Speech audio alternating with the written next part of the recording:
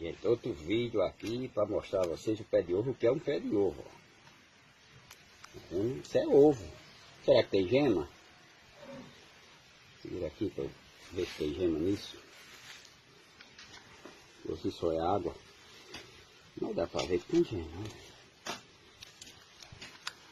Eita beleza, deixa aí. ದಲ್ಲಿ ಮೊಟ್ಟೆ ಬೆಳೆದ ಐಐಟಿ ಸಂಶೋಧಕರು ಮೊಟ್ಟೆ ಮಾಂಸಾಹಾರಿಯೋ ಅಥವಾ ಸಸ್ಯಾಹಾರಿಯೋ ಎಂಬ ವಾದ ಪ್ರತಿವಾದಗಳು ನಡೆಯುತ್ತಲೇ ಇವೆ.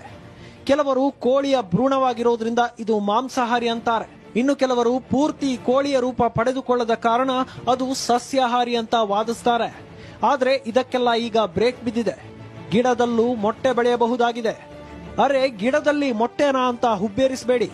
ಇದು 100ಕ್ಕೆ 100ರಷ್ಟು ಸತ್ಯ.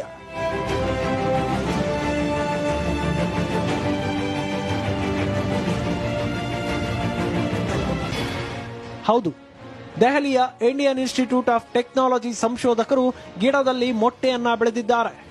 ನಾನ್ ಸಾಯ್, ಗ್ಲುಟೆನ್ ಮುಕ್ತವಾಗಿರುವ ಈ ಮೊಟ್ಟೆಯನ್ನ ದೆಹಲಿಯ ಐಐಟಿಯಲ್ಲಿ ಆಯೋಜನೆಗೊಂಡಿದ್ದ ಕೈಗಾರಿಕಾ ದಿನ 2019ರಲ್ಲಿ ಮೊದಲ ಬಾರಿಗೆ ಪ್ರದರ್ಶಿಸಲಾಯಿತು.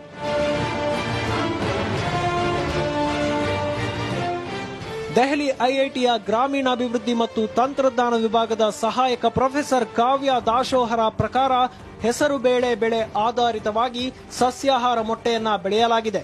ಭಾರತೀಯರು ಸಾಮಾನ್ಯವಾಗಿ ಬೇಳೆಕಾಳುಗಳ ಮೂಲಕ ಅಗತ್ಯವಾದ ಪೌಷ್ಟಿಕಾಂಶಗಳನ್ನು ಪಡೆದುಕೊಳ್ಳುತ್ತಾರೆ. ಹಾಗಾಗಿ ನಾವು ಈ ನಿಟ್ಟಿನಲ್ಲಿ ಪ್ರಯೋಗಗಳನ್ನು ಆರಂಭಿಸಿದ್ವಿ.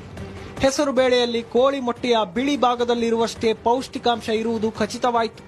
ಆದ್ದರಿಂದ ಹೆಸರು ಬೇಳೆ ಗಿಡ ಆಧಾರಿತವಾದ ಸಸ್ಯಾಹಾರ ಮೊಟ್ಟೆಯನ್ನ ಬೆಳೆಯಲು ಮುಂದಾದ್ವಿ ಅಂತ ತಿಳಿಸಿದರು.